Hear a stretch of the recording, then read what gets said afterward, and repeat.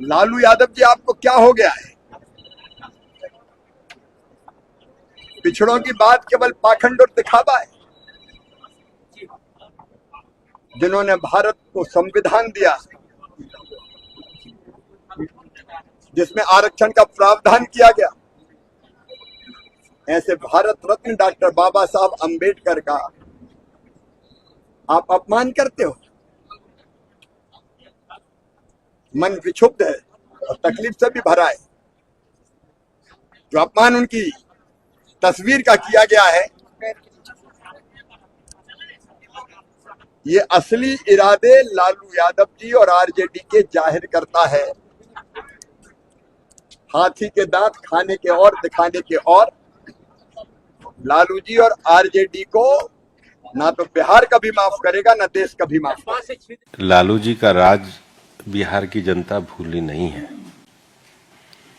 लालू जी के राज में सबसे ज्यादा अन्याय अति पिछड़ों और दलितों पर ही हुआ है, और आरजेडी में तो उनसे बड़ा कोई फिलोसफर है ही नहीं। वो खुद ही अपने अहंकार में इतने डूबे हुए। और ये तो वो जो दृश्य भी जो है वो यही दिखाता है कि वो उनका अहंकार है। और इसलिए देश की गरीब, अति पिछड़ा, सामाजिक न्याय में विश्वास रखने वाले ये सब लोग जानते हैं।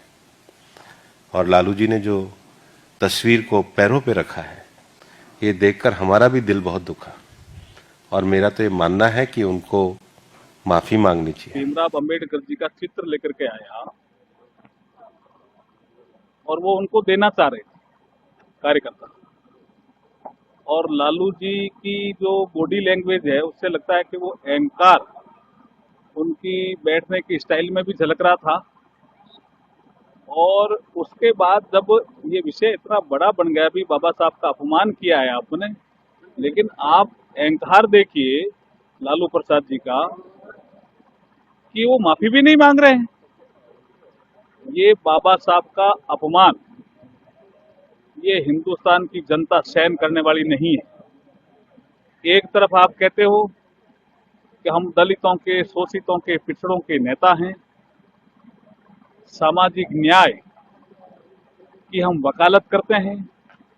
दूसरी तरफ जब पूरा देश संविधान लागू होने के 75 वर्ष मना रहा है और उसमें हमारा संविधान हमारा गौरव, हमारा संविधान हमारा सम्मान, और उसमें बाबा साहब भीमराव अंबेडकर जी का योगदान की बात कर रहा है, उस समय आप अपने जन्मदिन पे बाबा साहब भीमराव अंबेडकर जी का अपमान कर रहे हो और अहंकार इतना का आप माफी भी नहीं मांग रहे हो।